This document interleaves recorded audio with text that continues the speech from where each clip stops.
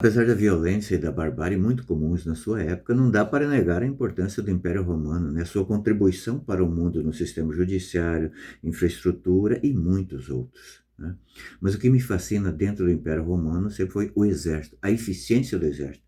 Eles conseguiram dominar aquela região toda por mais de 700 anos ali. Por quê? Dentro do exército, a hierarquia ela era é, é, observada rigorosamente. Tinha, por exemplo, lá as centúrias, que era um grupo de 80 a 100 soldados comandados por um centurião. O centurião tinha uma fé cega no imperador. Tudo que o imperador mandava fazer, ele fazia.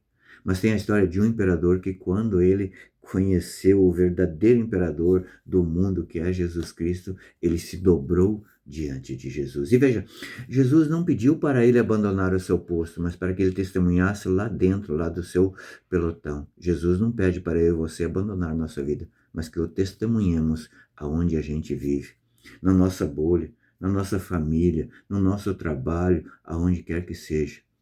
Vamos ver o que Jesus nos fala nesse evangelho no dia de hoje, que está no livro de Mateus, capítulo 24, versículos 37 e seguinte.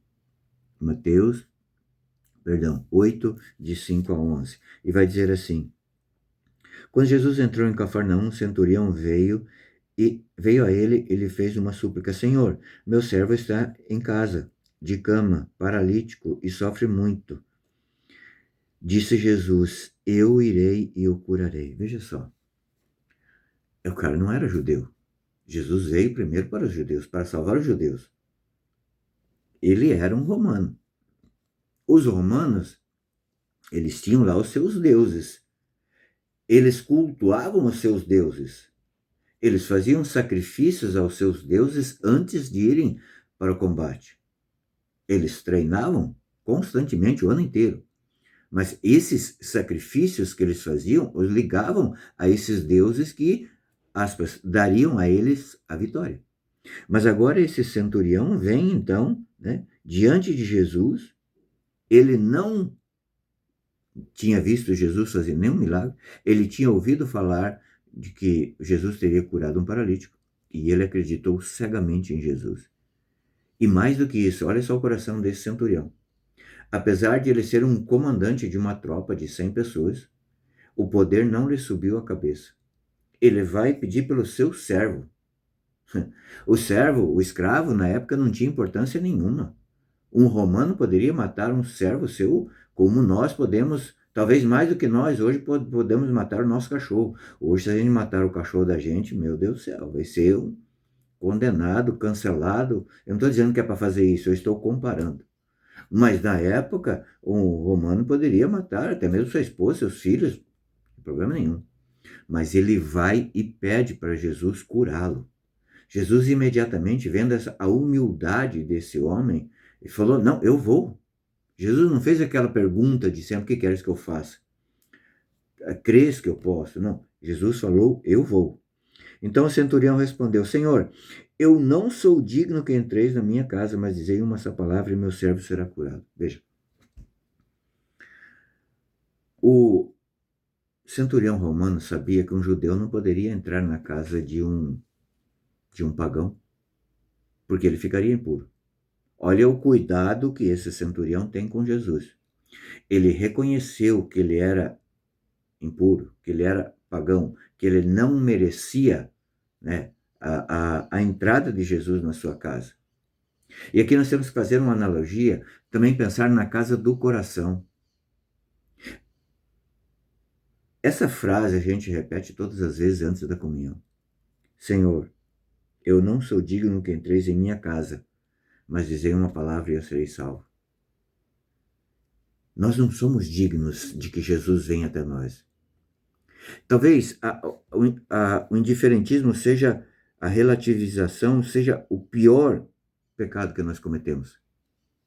Porque quantas vezes nós achamos que temos o direito de receber Jesus?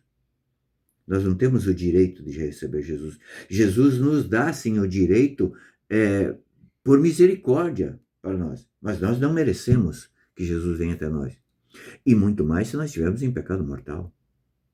São Cirilo de Jerusalém nos fala que quando nós comungamos em pecado mortal, nós comungamos a Jesus e ao demônio ao mesmo tempo. A Jesus para ser crucificado novamente e ao demônio, né, para imperar na nossa vida. Olha só.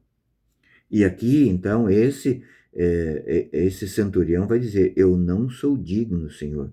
Mas aí, ele falando que não era digno, encontrou dignidade em Jesus por conta da sua humildade. A oração do justo sobe aos céus, atravessa as nuvens, né? Pois eu também sou um subordinado, dou minhas ordens, vai para lá, vem para cá, eles vão. Aqui também ele reconhece que talvez lá quantas vezes ele também matou pessoas que não era para matar, mandou matar pessoas que inocentes e tudo mais. Ele se reconhece como um pecador, né? Ouvindo isso, cheio de admiração, Jesus disse aos presentes: em verdade vos digo, não encontrei semelhante fé em ninguém em Israel. Olha só, aqueles que eram os escolhidos por Deus para receberem a fé, para receber a salvação, perdão, não tinham fé. Aqueles que viram Jesus fazer milagres que não dava para negar que nenhum ser humano poderia fazer, eles continuavam duros de coração. E, no entanto, esse romano pagão tinha tudo para ser soberbo, vem e humildemente, né, se coloca na presença de Jesus, dizendo que ele tinha tanta fé em Jesus que sabia que Jesus nem precisava ir lá.